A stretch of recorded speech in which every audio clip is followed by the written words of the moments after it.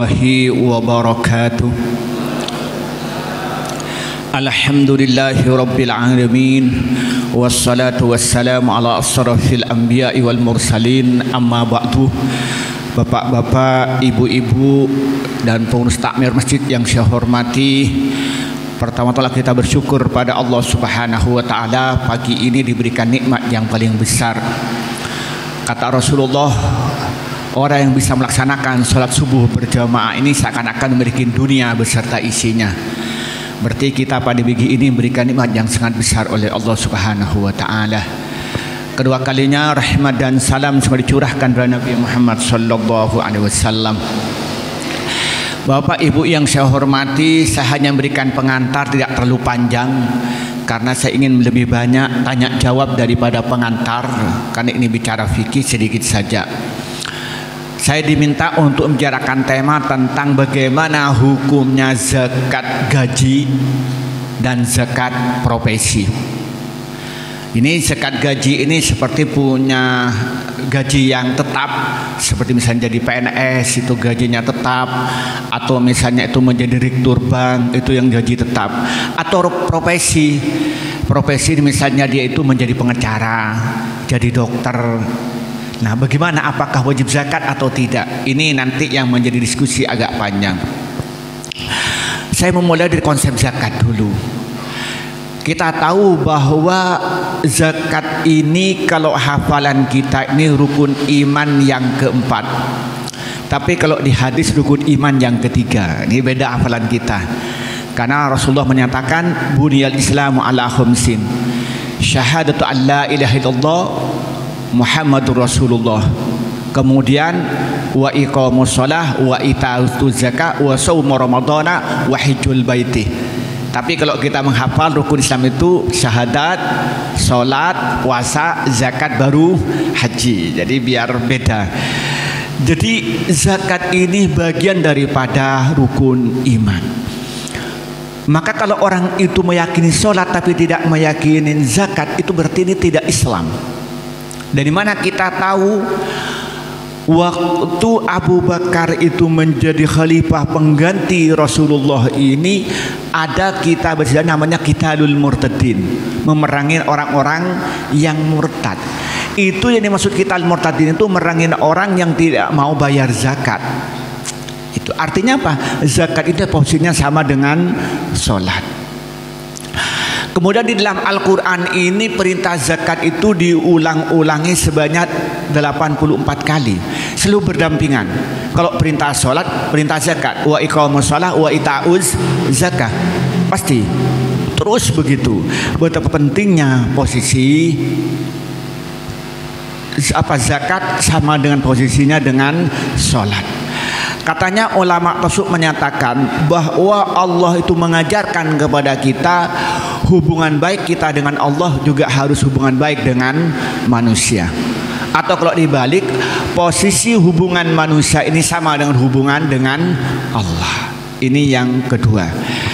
Kemudian yang ketiga, coba bayangkan kalau orang ini betul-betul melaksanakan zakat, maka insya Allah masalah-masalah ekonomi terselesaikan.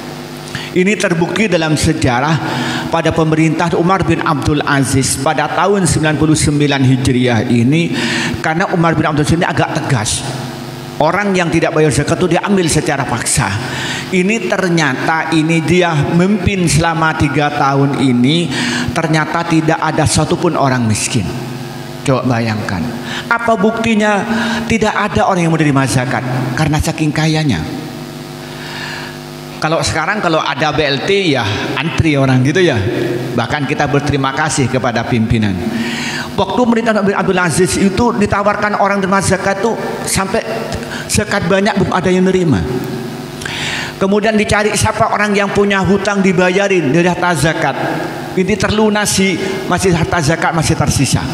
Kemudian terakhir mencari anak-anak muda, ini nggak ada di sini sepuh semua, yang belum punya istri lalu dinikahkan dengan biaya harta zakat.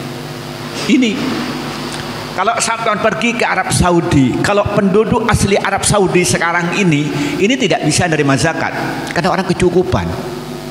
Kenapa di sana itu saking semangatnya zakat? Kalau di Arab Saudi itu zakat itu sangat ditekankan. Kalau orang bayar zakat itu nggak usah bayar pajak. Jadi punya kewajiban pajak misalnya 10 juta, sudah bayar 10 juta zakat pajak nggak usah bayar.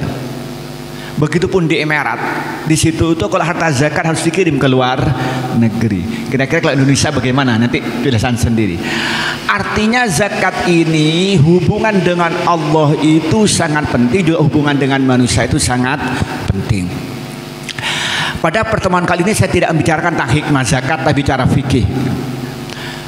Yang menjadi diskusi pada kita ini bagaimana hukumnya zakat profesi dan zakat gaji. Kalau dalam fikih-fikih lama itu zakat itu kan hanya 4. Yang pertama itu zakatul zuru, yaitu tanaman. Kalau kita menanam padi, menanam jagung, bagaimana hukumnya? Kemudian bagaimana hukumnya kalau kita punya tanaman rambutan, mangga, wajib zakat atau tidak? Itu zakatul zuru. Itu diskusi. Kemudian yang kedua itu apa? Zakatul tijarah. Zakat bisnis. Itu yang menjadi diskusi. Ya nih. Kemudian yang ketiga itu apa? Zakatul an'am, zakat binatang. Kalau kita punya unta, punya sapi, punya kambing, bagaimana hukumnya? Yang terakhir itu zakatul naqdain, yaitu zakat emas dan perak. Tidak ada kitab fikih klasik itu membicarakan bagaimana zakatnya seorang pengacara, bagaimana zakatnya seorang dokter. Tidak ada. Bagaimana zakatnya seorang DPR. Tidak ada pembahasan itu. Ini termasuk masalah mustajadat, masalah-masalah yang baru yang banyak kita diskusikan. Ulama beda pendapat. Imam Asy-Syarbini, yakni Ba'du Syafi'iyah, itu menyatakan bahwa gaji dan hasil profesi itu hukumnya itu tidak wajib zakat. Jadi walaupun kita punya gaji banyak, misalnya kayak misalnya bupati lah, mungkin gajinya banyak lah, buktinya mobilnya bagus, rumahnya bagus gitu kan, mesti kaya gitu lah. Atau DPR itu mobilnya bagus gitu, berarti kan gajinya banyak gitu. Itu tidak wajib zakat. Kalau Imam Asy-Syarbini itu tidak wajib. Kenapa? Karena menurut sejarah, menurut dia ini tidak ada keterangan dari hadis atau dari Al-Quran bahwa gaji itu wajib dizakati. Itu katanya Imam Asy-Syarbini. Atau hasil profesi itu tidak wajib dizakati, maka karena itu tidak wajib zakat. Tapi jumhur ulama dari pengikut Imam Abu Hanifah, pengikut Imam Malik, pengikut Imam Asy-Syafi'i, dan pengikut Imam Ahmad itu menyatakan bahwa gaji zakat profesi itu wajib dizakati. Saya ulangi lagi, apa gaji itu? Kita punya gaji pokok, gaji tetap, seperti menjadi guru, lalu ada sertifikasinya, jadi dosen, apalagi PNS, ada gaji pokok, ada sertifikasinya, atau misalnya jadi direktur bank, atau misalnya jadi direktur PDAM, itu namanya, atau menjadi karyawan di radio Suara Lumajang misalnya. Lah itu namanya gaji. Kemudian profesi apa? Profesi itu yang sifatnya dapatnya itu tidak menentu, seperti mbaknya jadi pengacara. Nah kalau kayak Hotman Paris itu kan gajinya tinggi dia buat seorang pengacara gitu ya. Nah kalau kayak atau siapa yang lain lah, walaupun dia non Muslim gitu, tapi saya bicara tentang profesinya. Atau di sini kalau di Lumajang ada Pak Fudoli, ada Pak Mahmud, itu kan pengacara. Atau dokter kayak Dokter Indra. Nah, kemudian Dokter Latif, ini ibu-ibu ini kenal Dokter Latif ya, coba. Dokter Latif ini kalau periksa berapa sekali periksa Bu? 150 Bu ya. Kalau pagi itu pasiennya saja itu sehari pagi saja itu 20, berarti 150 kali 20 sudah 3 juta. Betul ya? Bukan 3 juta, 7 juta. Kali 30 berapa juta tuh, hitung uangnya orang ini. Kalau dokter spesialis yang lebih nih, dokter-dokter yang biasanya ahli paru-paru, ahli jantung itu kan sekali ini. Dokter kandungan, ibu-ibu itu paling kenal ini dengan Edison, dengan Oedipus gitu ya. Dari dokter kayak itu, apakah wajib zakat atau tidak? Lah, maka tadi bilang katanya Imam Asy-Syarbini tidak wajib zakat, tapi kata imam yang lain wajib zakat. Yang pertama apa dalilnya itu berdasarkan surat At-Taubah 103 Allah berfirman, khudh min amwalihim shadaqatan tutahhiruhum wa tuzakkihim. Ambillah dari harta mereka itu min amwalihim shadaqatan sebagai zakat, tutahhiruhum wa tuzakkihim, yang membuat mensucikan mereka dan membersihkan mereka. Jadi di sini ini kata perintah khud itu umum, min amwalihim. Amwalihimnya dari apa katanya? Apa dari tijarah, dari bisnis, apa nakdain, apa dari emas dan perak, atau zuru dari tanaman, atau an'am atau dari binatang ternak, umum. Maka karena itu kita menggunakan umumul ayat, tidak ditahsis. Itu juga menggunakan surat Al-Baqarah ayat 267 Allah menyatakan, ya ayyuhalladzina amanu anfiqu min thayyibati ma kasabtum. Jadi wa mimma akhrajna lakum minal ard, katanya hai orang-orang beriman, menafkahkanlah kamu, berzakatlah kamu min thayyibati ma kasabtum, dari sebagian kebaikan-kebaikan yang kami usahakan. Wa mimma akhrajna lakum minal ard, dan sebagian apa yang kami keluarkan untukmu dari bumi, artinya zuru. Maka di sini katanya ulama yang 4 mazhab tadi itu menyatakan, di sini Allah menyatakan apa yang kita usahakan. Kata kasab itu bisa jadi dia itu petani, bisa menjadi pengusaha, bisa menjadi dia itu seorang karyawan atau seorang profesional katanya. Itu dalil yang kedua. Berarti ini umum, kita pokoknya apa yang kita usahakan lalu menghasilkan, maka itu wajib dizakati. Kemudian yang ketiga dalilnya itu ada 2. Yang pertama sahabat Ibnu Mas'ud itu, sahabat Ibnu Mas'ud yang dikutip oleh Imam Malik dalam kitab Muwatta itu jelaskan, sahabat Ibnu Mas'ud itu kalau ada orang-orang sahabat yang lain itu mendapatkan sedekah dari orang lain, jumlahnya banyak sampai 1 nisab, maka itu diminta supaya dia mengeluarkan zakat. Jadi kalau ada orang mendapat pemberian banyak, umpamanya kayak bulan Syawal, ada orang terima zakat sampai banyak. Nah, kalau sampai 1 nisab itu wajib dizakati. Berarti ini sahabat melakukan itu. Tidak mungkin Ibnu Mas'ud yang terkenal alim itu, yang ahli tafsir, melakukan tanpa ada dasarnya dari Rasulullah atau pemahaman dari Al-Quran dan hadis. Kemudian yang kedua, sahabat waktu pemerintahan Muawiyah, jadi setelah Abu Bakar, Umar, Utsman, Ali, kemudian ada pemerintahan setelah ada Muawiyah yang terkenal namanya dinasti Muawiyah. Itu dia memutuskan bahwa orang yang mendapatkan gaji tinggi itu wajib bayar zakat. Atau orang yang punya pendapatan di luar yang 4 itu wajib bayar zakat. Ini dalil yang kedua. Dalil yang ketiga bicara tentang rasionalitas. Orang yang bertani sulitnya kayak itu, apalagi bertani zaman dulu yang peralatan serba manual, itu wajib zakat. Lalu bagaimana dengan profesi yang tenang-tenang itu? Coba bayangkan kalau dia itu jadi seorang dokter, kira-kira lebih payah mana dengan seorang petani? Saya karena hidup dekat sawah, Pak. Pondok saya di Al-Quran ini timur sawah, barat sawah, utara sawah. Maka disebut namanya pondok mewah, mepet sawah. Nah, itu bagaimana pagi-pagi orang pergi ke sawah, setelah subuh sholat langsung pergi ke sawah, pulang sampai zuhur. Itu pun harus bayar zakat. Lalu bagaimana dengan seorang profesi yang kategori misalnya dokter, pengacara yang sudah kelas besar dan sebagainya? Apakah tidak lebih pantas untuk mendapatkan zakat? Apa untuk membayar zakat? Kemudian yang kedua, alasannya itu secara rasional, kan tujuannya apa? Tutahhiruhum wa tuzakkihim. Jadi di sini Allah menyatakan khudh min amwalihim shadaqatan tutahhiruhum wa tuzakkihim. Di surat At-Taubah ayat 103. Sama, kalau untuk seorang petani untuk mensucikan hartanya, apa bedanya dengan seorang pengusaha untuk mensucikan hartanya? Kalau umpamanya seorang pedagang untuk menghilangkan rasa kikir, sama juga orang yang menjadi pengusaha atau yang punya gaji tinggi untuk menghilangkan sifat kikir. Itu alasan secara rasional. Nah, saya ingin percepat aja biar nanti banyak diskusi sampean. Kemudian yang menjadi pertanyaan, kapan bayar zakatnya itu? Bayar zakat itu ulama ada dua. Ada yang pertama itu dia hitungnya haul. Kalau sudah 1 tahun itu baru dibayar zakat. Ada yang menyatakan bayar spontan itu. Seperti kita harta rikas, harta yang dapat dari temuan itu.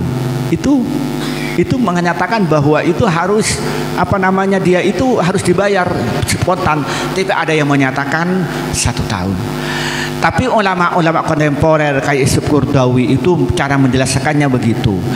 Maka dia dihitung gajinya kalau sampai 1 tahun ini sampai 1 nisab baru bayar zakat. Itu katanya. Contohnya begini, saya mencari dulu apa nisabnya itu. Nisabnya itu ulama beda pendapat. Apa dihitung seperti zuru, apa dihitung seperti naqdain, dihitung seperti emas atau dihitung dengan tanam-tanaman. Kalau ulama seperti Syekh Wahbah Az-Zuhaili yang baru wafat itu, Syekh Yusuf Qaradawi yang baru meninggal 1 bulan yang lalu itu, dalam kitabnya Fiqh Zakah itu, bahwa kalau kita menghitung zakatul mihnah wal ujrah, yakni zakat profesi dan zakat gaji ini dihitung dengan zuru, berarti sama dengan harganya beras 652 kg. Sekarang kalau gabah itu, beras yang belum digiling ini 1 kilonya berapa, Pak? Anggaplah 10.000 ya. Anggaplah berapa? 5.000. Coba ini kalau 5.000 kali 693 berapa juta itu? Enggak sampai 1 juta ya. Iya. Jadi kalau ternyata kita punya gaji sama dengan harganya beras 662 kg, berarti kita wajib zakat. Artinya gaji ini kalau dihitung setahun, Pak, diakumulasi. Umpamanya saya ini menjadi dosen, gaji 1 bulan misalnya itu 10 juta misalnya. Nah, berarti kalau kali 12 berapa itu? 120 juta. Nah, 120 juta, gitu gambaran dulu. Kemudian sekarang ini kalau beras ini tadi itu 652 gram ini berapa juta, Pak? Saya nggak ngitung kalkulator saya ini nggak hafal. Berapa itu? Hitung berapa? 3 juta? 3 juta? 3.300.000 ya, anggap 3,5 juta gitu. Berarti saya ini udah wajib zakat karena gaji saya setelah 1 tahun 120 juta. Itu ada yang menyatakan. Tapi ada pendapat yang lain, dan ini diperkuat oleh ulama-ulama kontemporer seperti kayak oleh MUI, Majelis Ulama Indonesia, kemudian fatwa Majelis Ifta Al-Azhar itu dihitung dengan nisabnya emas. Emas itu dihitung dengan 85 gram. Sekarang emas per gramnya berapa? Kalau saya ngelihat kemarin itu 1 juta 900 ya, anggaplah 1 juta yang emas 24 karat. Berarti kalau sampai dihitung gajinya 1 tahun itu mencapai 85 juta wajib zakat.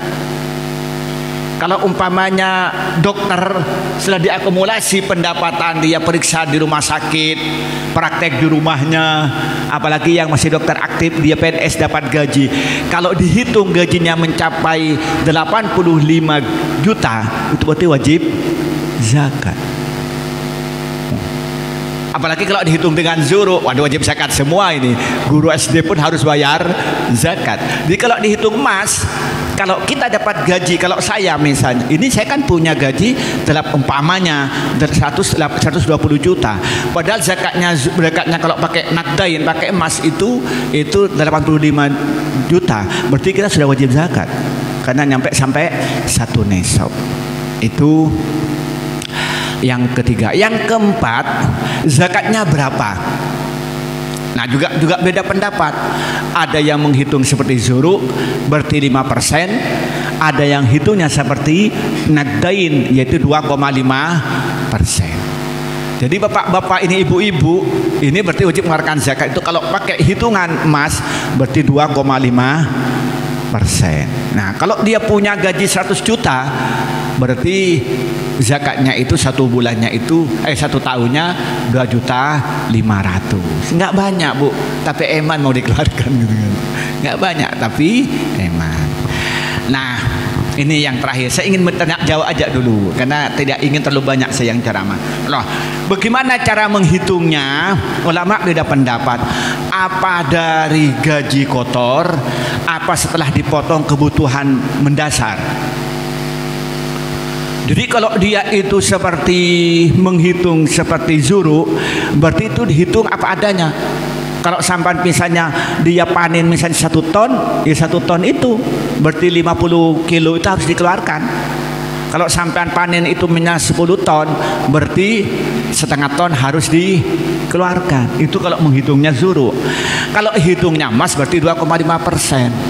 Itu. Nah, kemudian cara menghitungnya itu kalau menggunakan zuru berarti begitu panen langsung kita dikeluarkan, tidak tanpa dipotong oleh kebutuhan. Tapi kalau dihitungnya emas itu kapan wajib zakat? Itu emas yang tidak dipakai, Bu. Jadi kalau ibu itu punya kalung 2, yang wajib zakatin kalung yang kedua, yang satu itu enggak. Ibu punya kalung 2, satunya dipakai, satunya cuma disimpan. Maka yang wajib zakat itu kan emas yang kedua. Kalau cuma punya 1 tak wajib dizakati. Cincin kalau punya 1 yang dipakai nggak usah dizakati. Kalau cincinnya 2 berarti cincin satunya harus dizakati. Nah itu. Kalau begitu bagaimana caranya menghitungnya? Berarti kita ini wajib zakat menghitungnya setelah kebutuhan pokok. Misalnya saya tidak mau menghitung Pak Gatot misalnya lah. Pak Gatot lagi lupa dulu. Kan nggak Pak Gatot ya? Ya, biar nggak dosa lah nanti pamit dulu Pak Gatot lah. Pokoknya Pak Gatot sekarang punya gaji 10 juta per bulan. Pak Gatot ini, mohon maaf Pak Gatot, kehidupan kategori PNS kelas 3 lah gitu Pak. Mohon maaf, bukan menghina loh, jangan salah paham lah. Menurut kehidupan Pak Gatot ini pantasnya ke kantor misalnya naik sepeda motor, pantasnya gitu ya misalnya Pak ya. Nah berarti kalau ke kantor ini 1 bulan bensinnya berapa? Kalau memang Pak Gatot pantasnya tuh naik sepeda motor, jangan naik Alphard Pak. Itu cara ngitungnya. Oh ini Pak Gatot karena ini PNS kelas 3 pantasnya naik sepeda motor, berarti biaya bensinnya berapa? Nah itu Mbak. Sekarang Pak Gatot ini termasuk PNS kelas 3. Kalau makan ini kalau di warung kelasnya apa? Apa kelasnya kelas apa resto? Apa kelas warteg? Nah, berarti Pak Gatot ini berarti kelas 3 kelasnya warteg. Mohon maaf bukan menghina Pak Gatot ya, tapi ini cara menghitung yang merasionalkan. Oh Pak Gatot ini misalnya di rumahnya ini kalau belanja pantasnya ini seminggu pakai daging, ya sehari misalnya pakai tempe sehari begini. Nah, itu namanya kelasnya. Tapi kalau Pak Gatot ternyata bupati, masuk bupati pakai sepeda motor gitu ya. Nah berarti, maka dihitung. Oh ternyata kebutuhan pokok untuk transportasi berapa? Pokoknya ketemu misalnya 1 juta. Untuk kebutuhan makan di rumah ketemu 1 juta, berarti 2 juta. Untuk anak-anaknya yang pantas dengan anaknya kelasnya Pak Gatot ketemu misalnya itu 3 juta, berarti 5 juta. Untuk bedak istrinya pantasnya 500 misalnya. Nah berarti ketemu 5 juta 500. Nah yang dihitung itu 4 juta setengahnya itu dikalikan 12. Nah kalau 4.500.000 kali 12 berarti itu ketemu berarti 59 juta dah. Betul ya? Bener kan hitungnya saya? Anggap ketemu 50. Nah padahal kalau pakai emas ternyata 85 juta. Berarti wajib zakat berarti. Walaupun gajinya 10 juta. Karena tadi itu dipotong kebutuhan yang mendasar yang sesuai dengan kelasnya itu. Ya jangan hitung, Bu. Saya naiknya nanti pakai Innova, pakai Pertamax. Belum lagi pergi ke apa namanya ke Boto Ulo, pergi ke Adira, wah habis sudah gitu kan. Itu tapi yang layak ini gojol pokok berapa? Baru dihitung, lah sisanya baru dikalikan 12. 1 tahun nyampe dengan seharga emas 85 gram. Kalau nyampe berarti wajib zakat. Kalau tidak, ya tidak. Yang kedua, dia dipotong dengan hutang yang sifatnya hutang konsumtif, bukan hutang kekayaan. Contoh begini Pak, mohon maaf ini ya. Kalau jadi PNS atau jadi karyawan kadang-kadang kan ngambil uang koperasi. Tapi ngambil uang koperasi untuk beli rumah, itu namanya dapat utang tapi untuk pemilikan, ya tidak dihitung itu. Jadi karena dia umpamanya punya gaji 10 juta, lalu ngambil koperasi misalnya itu 5 juta, kan gaji tinggal berapa? 5 juta. Tapi yang ngambil uang 5 juta tadi ke bank untuk beli rumah, untuk beli sawah, itu hutangnya nggak dihitung.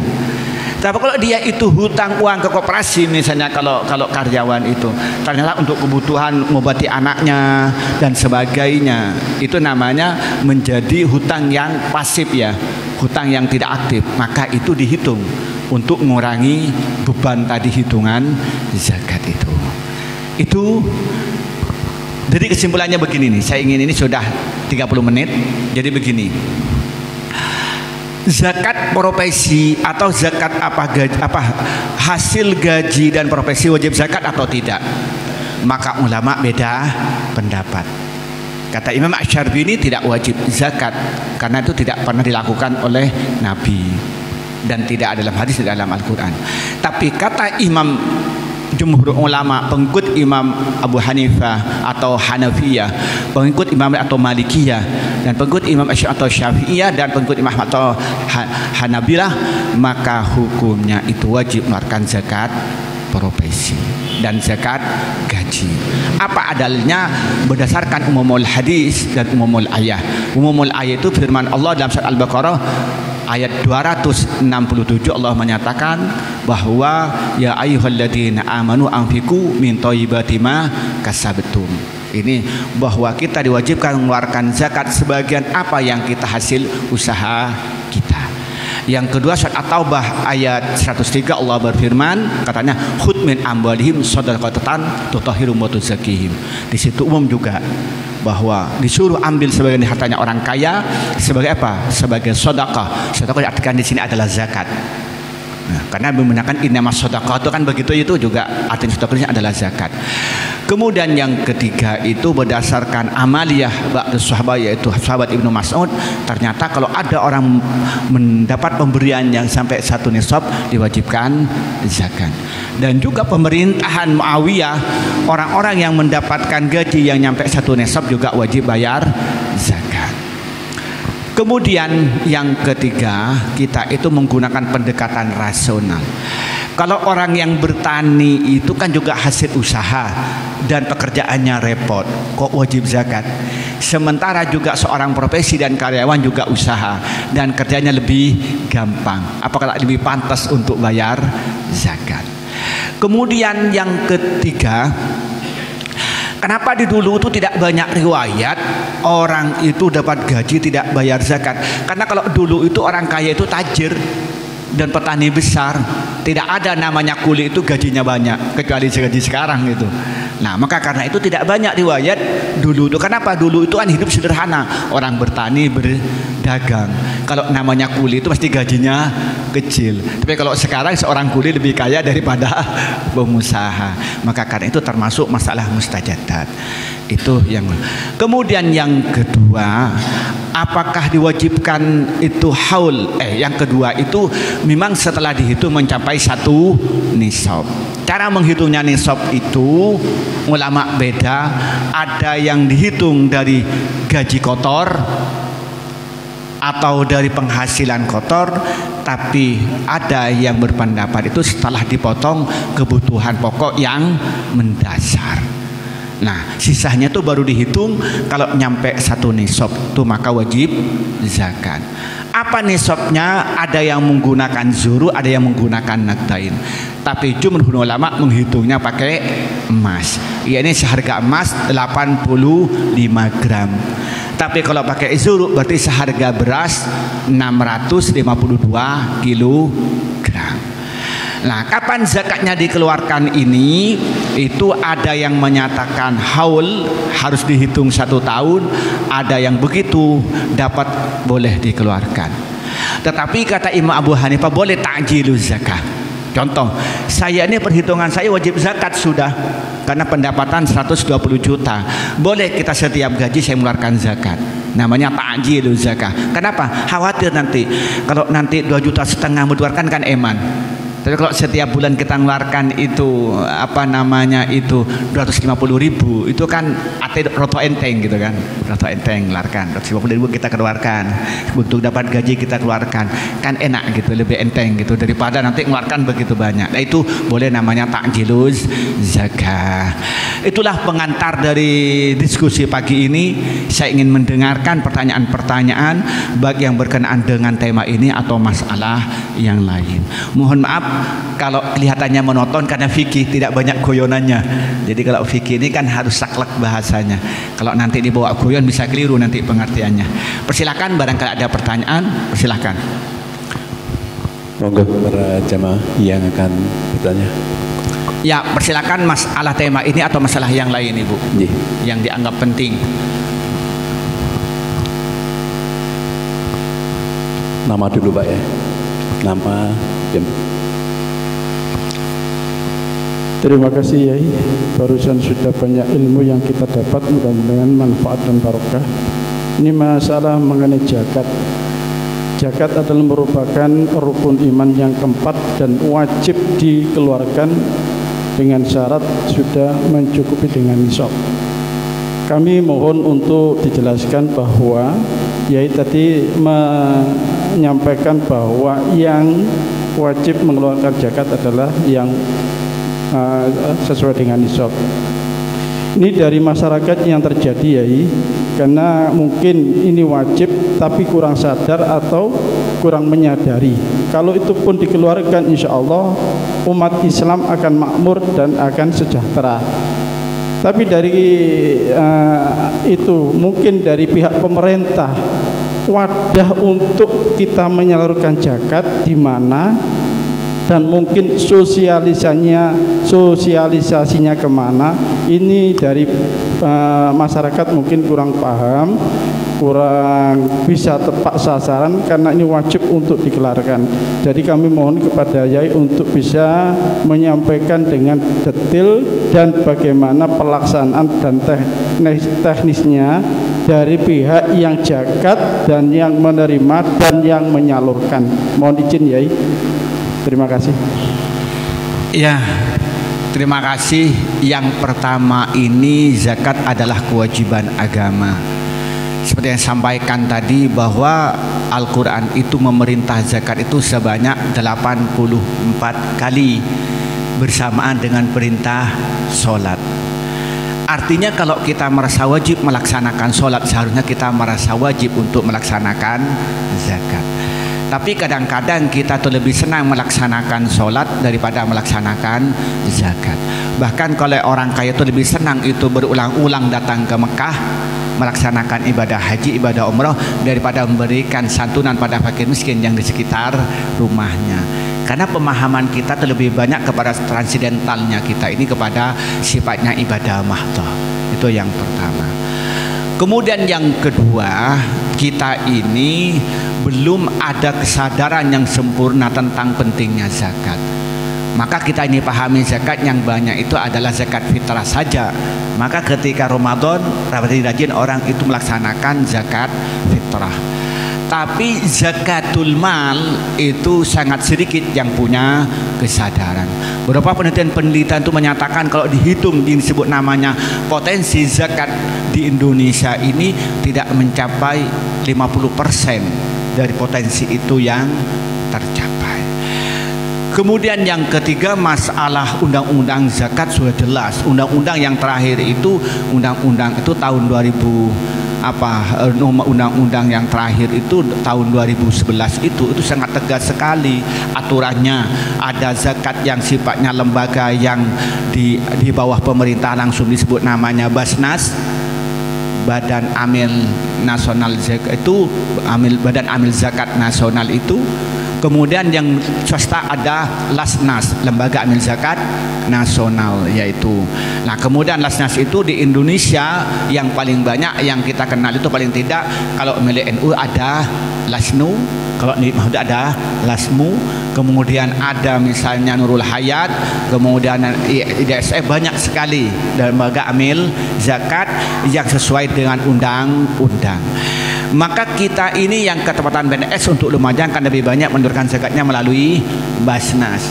Yang bukan PNS mungkin yang ketepatan Muhammadiyah ya kita melalui lembaga amil zakat yang dimiliki oleh Muhammadiyah. Yang NU bisa melalui zakat milik NU. Kemudian yang ketiga, kita diaturkan boleh zakat kepada yang bukan lembaga, kepada individu. Bisa kita memberikan zakat kepada tetangga kita, kepada guru ngaji, kepada fakir miskin, boleh. Karena di situ ayatnya itu bahwa yang berhak terima zakat itu ada 8. Di antaranya fuqara, masakin. Ya kita nggak apa-apa, kita berikan saja itu. Tetapi sebenarnya yang kalau kita dipikirkan lebih baik zakat itu harus di lembaga. Karena ketika lembaga itu kan lebih termanage itu. Tetapi untuk Indonesia ini mungkin beda di negara-negara lain. Misalnya kalau di Arab Saudi, orang bayar zakat ini sebagian besar melalui lembaga. Kenapa? Kalau melalui lembaga dia mendapatkan surat resmi, maka bisa dipakai untuk mengurangi bayar pajak. Dengan sepertinya kayak di Emirat juga begitu, gitulah. Indonesia juga undang-undangnya juga begitu, bisa mengurangi begitu. Nah, tapi kadang-kadang masyarakat itu kan lebih srek kalau memberikan langsung daripada lembaga. Ada yang begitu. Jadi rasanya kalau lebih srek kalau memberikan zakat kepada guru ngaji kita daripada melalui misalnya Basnas, melalui Lasnas misalnya, atau Lasnu atau Lasmu atau lain dan sebagainya. Ada itu masalah masyarakat. Kemudian yang keempat, kalau motivasi itu kan sudah hampir Jumat memberikan motivasi, cara mau memberikan motivasi, tapi kita kan belum punya kesadaran gitu. Bukan belum punya, tapi yang banyak belum punya kesadaran. Dan pemerintah menurut saya sudah cukup sosialisasi melalui penataran, melalui iklan, melalui medsos. Itu menurut saya sudah maksimal usaha pemerintah.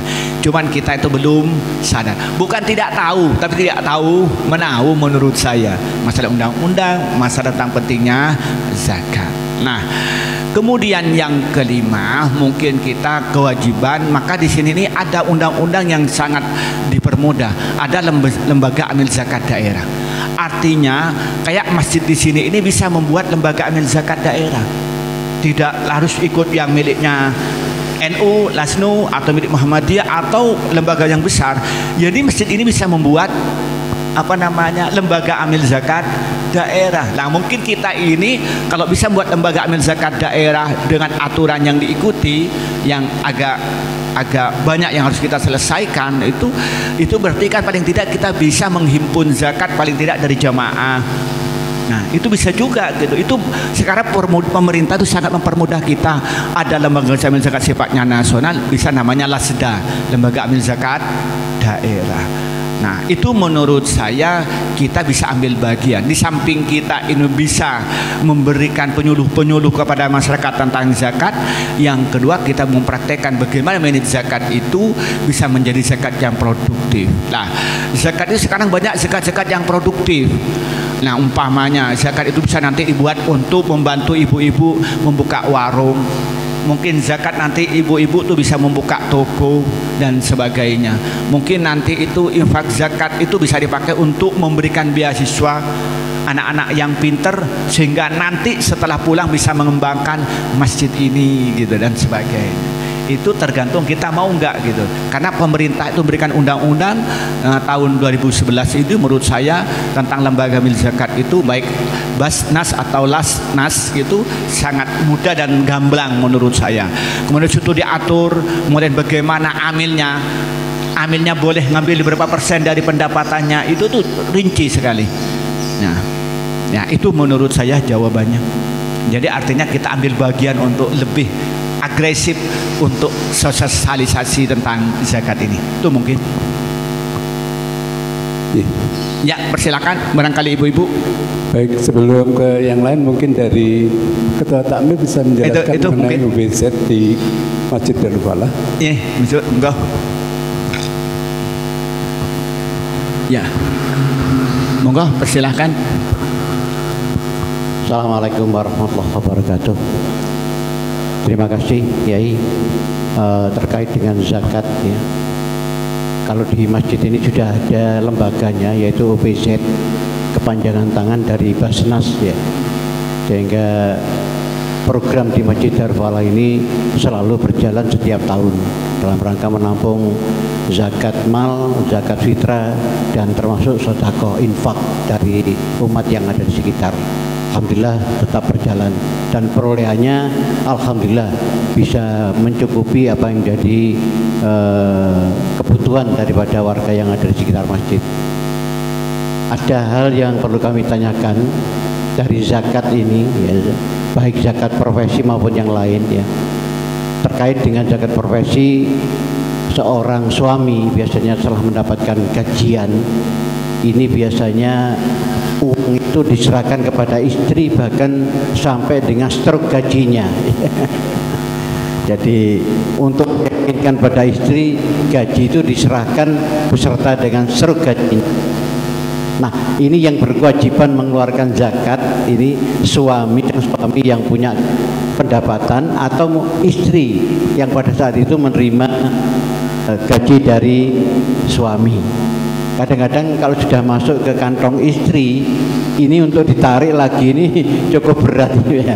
Apa dipotong dulu kemudian diserahkan pada istri, atau istri nanti dipaksakan untuk mengeluarkan zakatnya? Ini mohon penjelasan. Kemudian yang berikutnya, satu waktu ya, saya lupa kalau berduaan. Oh gitu, ya. Ya, mohon maaf ya biar tuntas. Yang pertama, jawaban seriusnya itu yang wajib zakat tetap suami. Jadi begitu dapat gaji, dapat suami yang wajib zakat. Karena yang menerima gaji itu suami, yang punya gaji, bukan istri. Itu yang pertama. Kemudian yang kedua, supaya hidup harmonis harus dijelaskan, Dek, saya punya gaji ini gaji 10 juta, ini sak setruknya. Biasanya kalau suami sering dimarahi istri itu mudah setruk, Pak.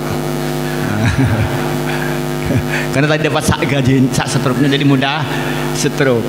Maka biasanya yang banyak setruk itu kan laki-laki, bukan perempuan ya. Karena dengan sak setruknya tadi itu gara-gara masalahnya. Itu ya guyonannya. Kemudian yang ketiga, serius lagi, saya kira itu suami yang baik, suami yang soleh dan istri yang soleha itu ya harus rembukan. Dek, saya punya gaji 10 juta. Ini gaji kita, ini kewajiban kita kepada Allah 250. Kalau kita ini tidak mengeluarkan zakat, berarti tidak yuzaki, berarti hati kita tidak dibersihkan. Kalau harta kita tidak dibersihkan berarti kotor. Kalau kita kotor mesti bawa penyakit, baik penyakit dohir maupun penyakit batin. Penyakit dohir bisa sakit-sakitan akibat uang itu, bisa banyak musibah. Secara batin kita termasuk orang yang kikir. Saya kira kalau istrinya solihah akan menerima itu, karena tidak dipakai untuk istri yang kedua kok. Itu untuk Allah, saya kira begitu. Nah, bagaimana komunikasinya dengan istri? Saya yakin kalau istrinya solihah itu sadar itu menurut saya. Tetapi kalau ternyata istrinya ketepatan tidak solihah, maka kewajiban suami itu harus dipotong untuk diberikan zakat. Karena nanti yang dihisab oleh Allah bukan istrinya, suaminya yang dihisab oleh Allah di akhirat. Maka daripada nanti kita nih mengikuti istri harus berdosa, kata-katanya la ta'ata li makhluqin fi ma'syatil khaliq, kita tidak boleh taat kepada manusia dalam rangka bermaksiat kepada Allah. Maka kalau ternyata istrinya tidak solihah, maka potong uang itu dulu dikeluarkan. Yang 150.000 itu diberikan untuk bayar zakat. Tapi menurut saya supaya keluarga menjadi keluarga sakinah itu musyawarah, bahwa ini kewajiban kepada Allah yang harus dikeluarkan. Saya yakin istri itu akan terima dengan tulus. Itu maunya saya itu maka karena itu. Kenapa? Karena kalau kita mengeluarkan zakat itu hidup itu harmonis kok.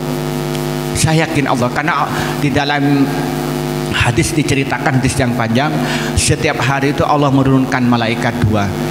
Kalau dia ternyata itu bersedekah, maka mereka mendoakan semoga diberikan ganti yang lebih banyak.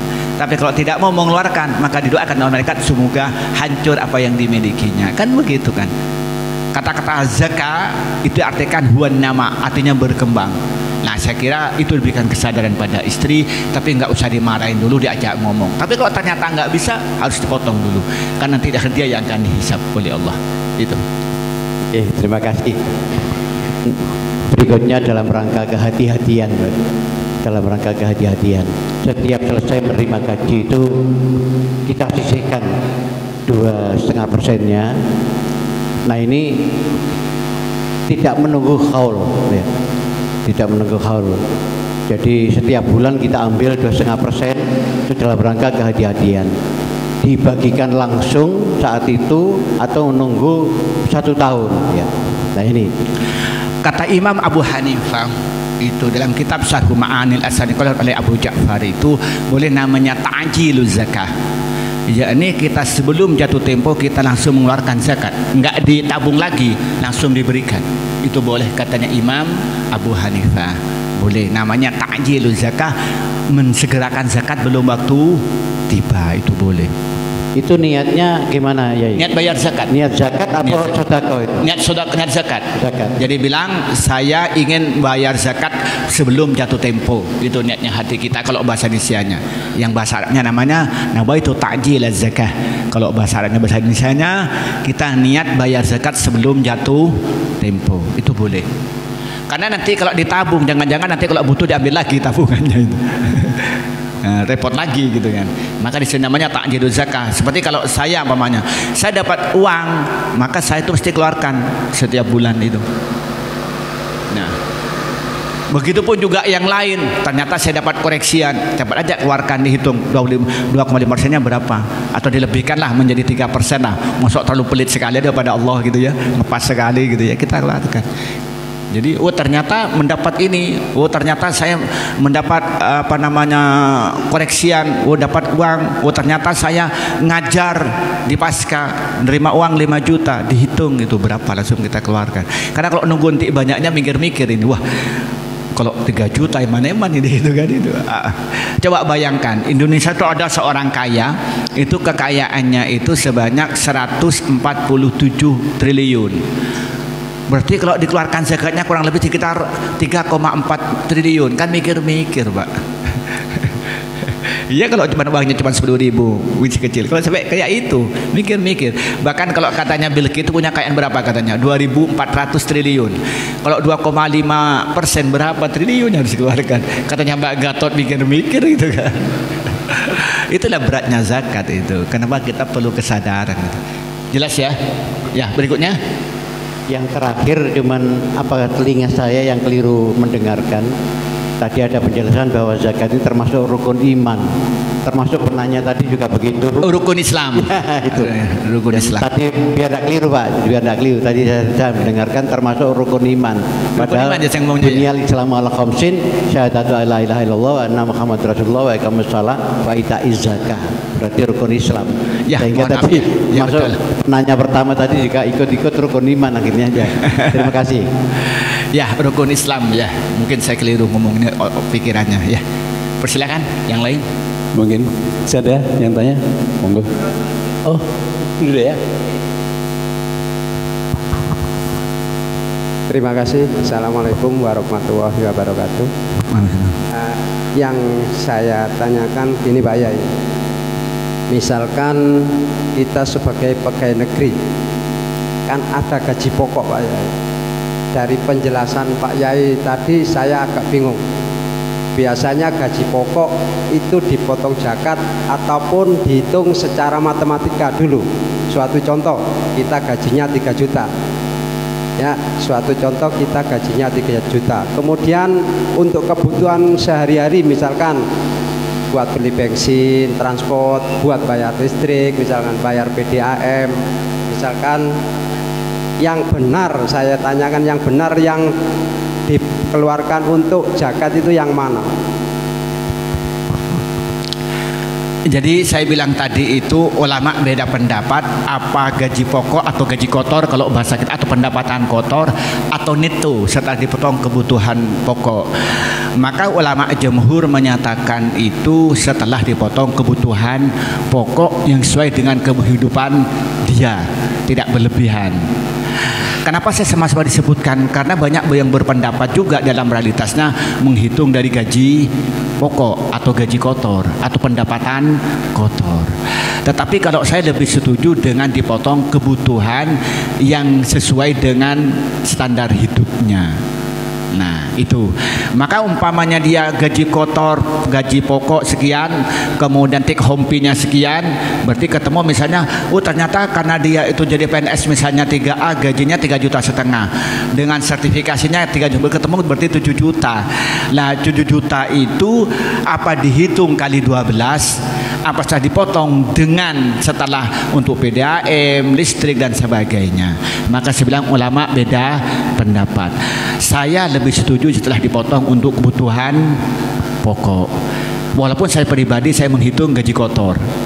Kalau saya pribadi, kan orang itu harus keras pada dirinya sendiri, harus agak ringan kepada orang lain. Jangan dibalik.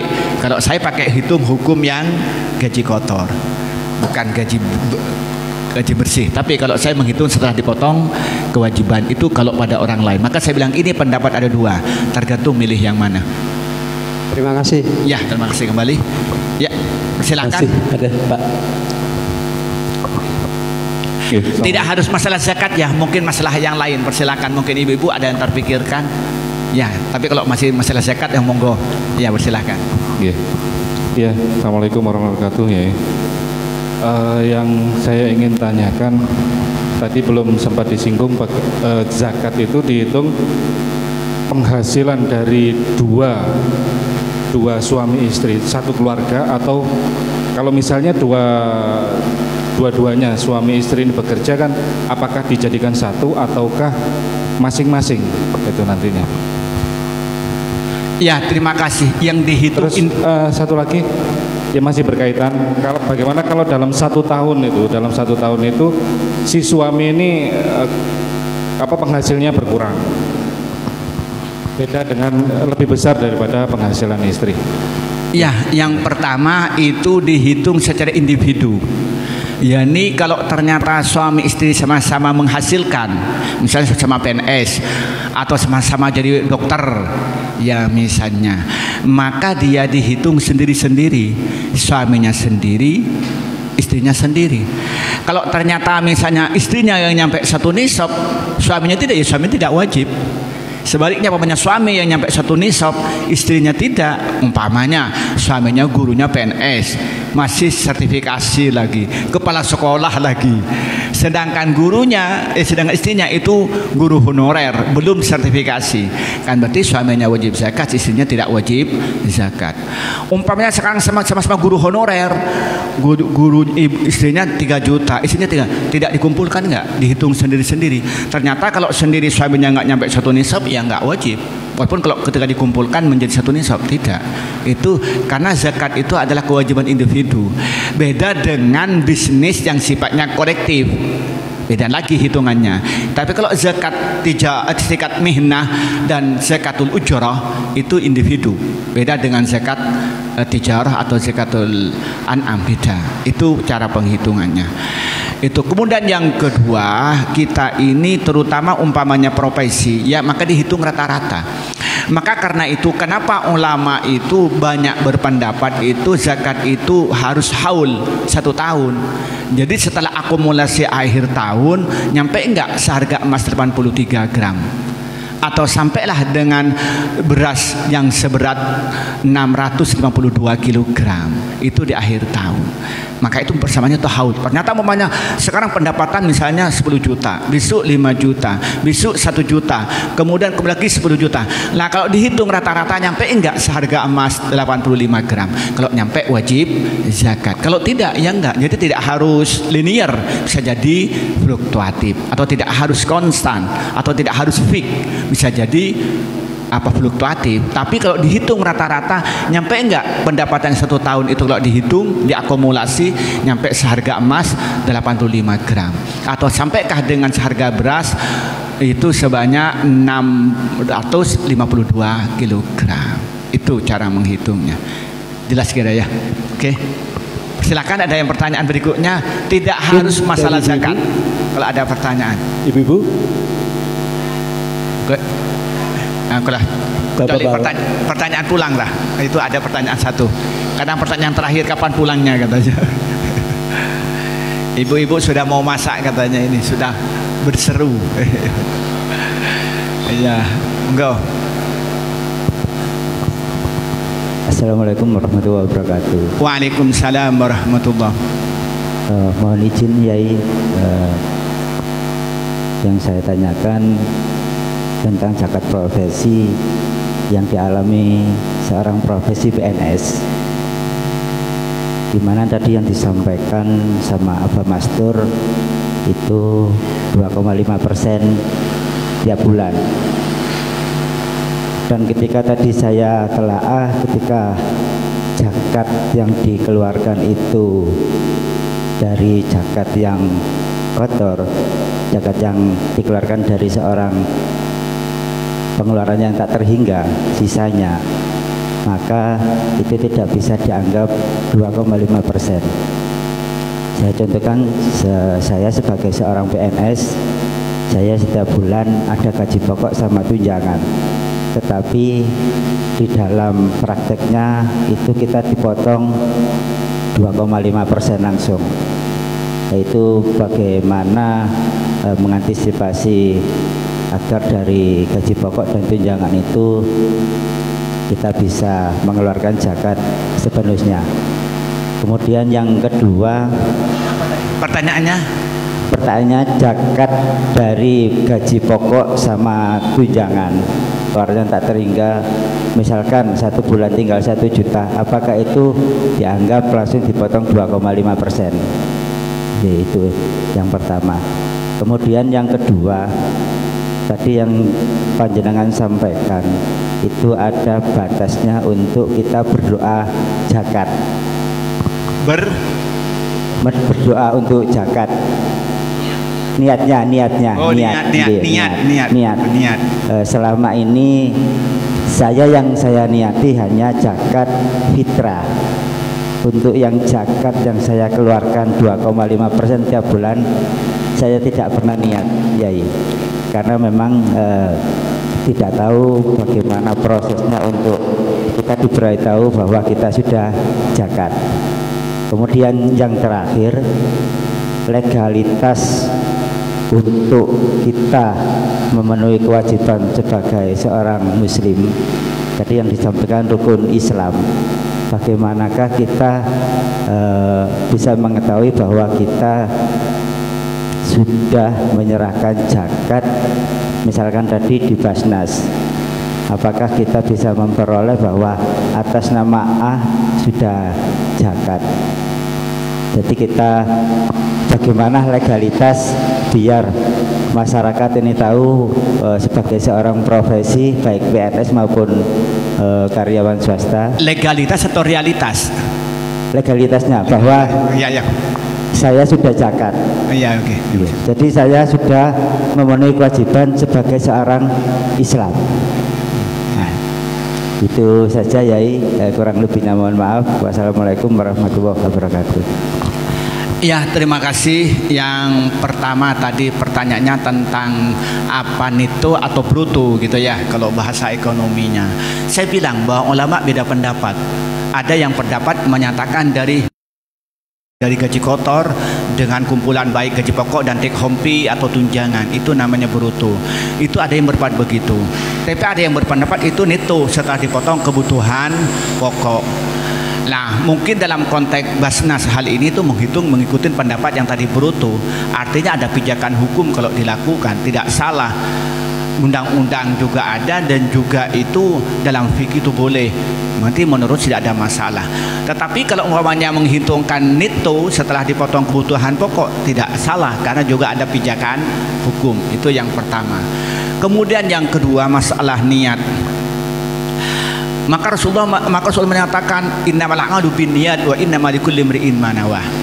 Bahwa setiap amal perbuatan tergantung niatnya dan mendapatkan sesuai dengan niatnya. Kemudian dalam kaidah fikih dalam kitab Asbah wa Nadair Al-Mansuri menyatakan al-umur bil maqasid. Setiap amal perbuatan itu harus dengan ada niat, ada niat. Maka karena itu orang sholat, orang zakat, orang haji dan sebagainya, dan orang puasa kalau tidak niat itu tidak sah. Kemudian yang kedua, fungsi niat itu untuk membedakan ini amal ibadah apa. Ini untuk sedekah apa untuk zakat pemberiannya. Itu maka karena itu butuh niat. Yang menjadi pertanyaan berikutnya, bagaimana lalu yang sudah yang lalu? Yaitu namanya kita tidak tahu, kan nggak ada hukumnya. Sejak sekarang aja niat gitu. Jadi kalau sudah yang lalu namanya tidak tahu, siapa yang disalahkan? Ya harusnya niat. Karena kita membedakan ini, kita ini memberi kepada pemerintah, apa niatnya ini sedekah, apa niatnya infak, apa niatnya zakat. Yang membedakan hati kan. Maka disitulah niat itu jadi penting. Oh ini zakat, berarti kita bebas dari kewajiban zakat. Kalau niatnya infak, masih zakat masih tersisa, wajib dikeluarkan. Makanya itu jadi penting. Maka kata Imam Suyuti, al-umur bil maqasid. Setiap urusan itu tergantung dengan niatnya. Itu jadi penting. Kemudian yang ketiga, masalah legal formalnya. Kalau kita ini biasanya bayar zakat ke lembaga-lembaga, biasanya kita tuh dapat surat, dapat ya bukti bahwa kita bayar zakat. Mungkin yang bayar di OPS kan begitu ya. Kalau karena katanya Saifuddin juga OPS dari Basnas. Lah setiap orang yang bayar zakat tuh kami berikan nota bahwa dia bayar zakat, jumlahnya berapa, zakat dari siapa, dan kemudian kita. Jadi artinya ada legal formalnya. Cuman yang menjadi problem itu bagi kita kan nggak biasa pamer ini saya bayar zakat gitu ya, itu kan itu. Dan yang kedua, kalau lembaga-lembaga resmi itu mesti ada datanya. Saya yakin itu, cuman kadang-kadang diumumkan atau tidak. Ada lembaga-lembaga zakat swasta itu atau las yang saya dapatkan itu ada web. Yang web itu mengumumkan nama-nama yang bayar zakat, itu termasuk legal formal. Di samping mendapatkan nota bahwa dia bayar zakat, kemudian yang kedua biasanya di webnya itu diumumkan nama-nama yang diinikan. Kemudian yang keempat, kita sudah tahu walau PNS ini langsung dipotong dari pemerintah di Basnas. Saya kira itu sudah tahu. Cuman yang keenam, kewajiban kita ya kita ini kadang-kadang tidak berhenti di zakat. Ya sedekah lah gitu ya. Anggap ya itu mungkin Allah mempermudah lagi rezeki kita. Itu mungkin itu jawaban singkat saya. Karena ibu-ibu kelihatannya gelisah itu ingin masak gitu, maka saya tidak panjang lebar penjelasannya. Ya. Ada pertanyaan terakhir atau doa langsung? Ya, terakhir mungkin dari saya, Ustaz. Wah ya, persilakan Pak Gatot, ini moderatornya. Terima kasih. Seiring dengan perkembangan zaman ya, profesi ini semakin lama semakin macam-macam. Saya ingin mendapatkan penjelasan pengertian profesi dari kacamata Islam. Kenapa saya tanya ini? Karena sekarang ini banyak profesi-profesi yang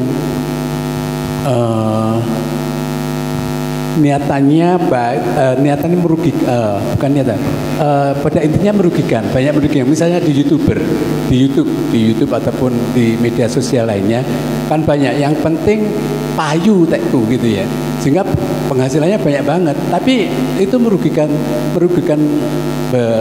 pihak lain, misalnya seperti itu. Atau mereka memberikan pendidikan yang sebenarnya tidak mendidik masyarakat, tapi yang penting media sosial mereka laku gitu, dan penghasilan banyak itu, Ustaz. Ya, itu. Yang kedua, perkembangan profesi yang lain. Sekarang pengemis itu juga menjadi profesi, Ustaz. Apakah ini juga termasuk bagian yang harus melakukan zakat gitu, Ustaz? Itu perkembangan yang nyata saat ini, Ustaz. Ya, terima kasih. Ya, terima kasih. Dalam konteks ilmu ekonomi ini, ekonomi aja dulu ya. Ada pekerjaan, ada profesi beda. Kalau pekerjaan itu setiap apa yang dikerjakan tuh menghasilkan, itu namanya pekerjaan. Tapi kalau profesi itu ada standar. Ada harus keahlian yang dimiliki beda. Pamannya, saya misalnya jadi supir. Saya ini sebagai profesi atau sebagai bekerja? Kalau saya sebagai bekerja, ya pokok bisa nyetir jalan sudah selesai. Tapi kalau sebagai profesi harus ikut pelatihan. Kalau jadi supirnya bupati, bagaimana menjaga keselamatannya, cara ngeremnya, cara parkirnya, itu namanya profesi. Tapi kalau sekedar saya nyetir dapat gaji, itu namanya pekerjaan. Itu dalam ilmu ekonomi. Itu yang pertama. Kemudian yang namanya pekerjaan itu dan profesi ada dua. Ada pekerjaan itu yang halal, ada yang haram. Ya, pekerjaan yang halal atau haram menurut fikih. Begitupun profesi, ada profesi itu yang benar menurut undang-undang, ada yang menurut yang salah. Contoh, misal tadi YouTuber, ada YouTuber itu yang memang halal, dia itu membuat konten YouTube, kemudian isinya pendidikan, isinya memasak, itu menjadi YouTuber yang halal. Tapi ada YouTuber itu sengaja memfitnah orang supaya ditengok oleh orang sehingga viewernya banyak. Maka disitulah menjadi profesi atau jadi pekerjaan yang haram. Jadi bukan jenisnya YouTuber jadi halal atau jadi haram, apa yang dilakukan. Sama dengan orang jualan. Kalau yang dijualan itu jualan yang halal dan caranya benar, yaitu halal. Tapi jualan kalau yang dijual tidak benar atau caranya tidak benar menjadi haram. Itu yang kedua. Kemudian yang ketiga, konteks agama kita bicara setiap pendapatan itu wajib dizakati yang hasil profesi atau dari hasil gaji itu menurut pendapat jumhur ulama. Nah kemudian yang namanya itu lu tanya bagaimana dengan yang haram. Sebenarnya kalau bicara yang wajib itu yang halal gitu. Namanya mensucikan kan berarti barang yang suci untuk lebih suci lagi. Kalau sudah kotor bagaimana? Tapi kadang-kadang kita diumumkan supaya apa ya, yang juga tidak haram dia juga ambil bagian lah. Tapi tidak membuat hartanya itu suci gitu. Kemudian yang kelima tadi itu karena waktunya mepet, ibu-ibu sudah gelisah, sudah jam 5:07. Bagaimana dengan orang yang tadi itu mengemis itu? Maka berdasarkan At-Atha. Jadi waktu zamannya Nabi itu, waktu Ibnu Mas'ud melihat kalau ada orang mendapat pemberian yang banyak, yang hitungnya nyampe 1 nisab, diminta mengeluarkan zakat. Kata-kata Atha itu kan pemberian. Artinya diberi oleh orang, ternyata jumlahnya banyak. Umpamanya di bulan Ramadan, di bulan Syawal, ternyata ada orang mengeluarkan zakat kepada orang sampai ketemu akumulasi zakat ketemu 200 juta. Terutama misalnya kayak di Arab Saudi, di Emirat, itu kan zakat itu nggak kecil-kecil Pak, nggak kayak di sini gitu kan. Ternyata dihitung sampai 1 nisab, dia nggak wajib mengeluarkan zakat. Karena memang keterangannya di itu Al-Atha artinya pemberian. Pemberian bisa jadi dalam bentuk tadi pengemis. Tapi yang keenam yang ingin tegaskan, agama tidak mengajarkan untuk jadi pengemis itu. Maka Rasulullah itu sangat tegas. Nanti orang yang suka memberi itu, suka minta-minta itu di akhirat sulmah, wajahnya itu nggak ada dagingnya katanya. Bahkan dalam hadis yang kemudian dikutip oleh Imam Ibnu Hajar dalam kitab Bulughul Maram, tidak boleh minta-minta kecuali 3 hal. Di antaranya untuk kepentingan umum masjid, tapi untuk pribadi hukumnya tidak boleh. Itu maka karena itu apa kita menghina orang? Tidak, kita bicara agama begitu. Tapi agama itu sangat wajar ya, sangat imbang.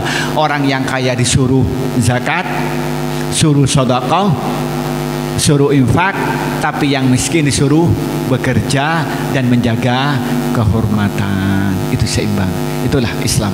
Mungkin itu kelihatannya kok wajahnya kok sudah kecut ingin cepat pulang ini ya. Mari kita berdoa ya. Doa yang pertama, semoga Allah memberikan kesehatan, memberikan iman dan takwa kita yang sempurna. Semoga kita senang untuk beribadah kepada Allah, baik ibadah mahdoh maupun ghairu mahdoh.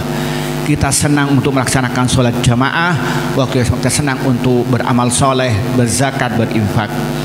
Kemudian yang kedua, semoga Allah memberikan kesehatan yang sempurna, yang barakah, sehingga kita senang untuk beribadah kepada Allah.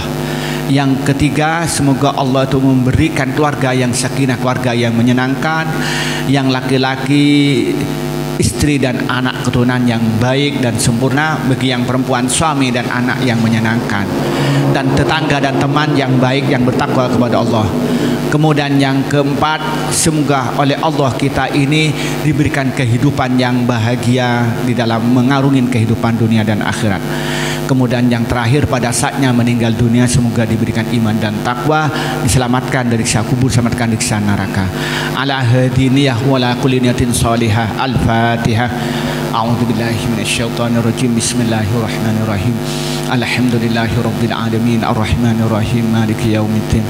Iyyaka na'budu wa iyyaka nasta'in ihdinas siratal mustaqim siratal ladzina an'amta 'alaihim ghairil maghdubi 'alaihim waladdallin.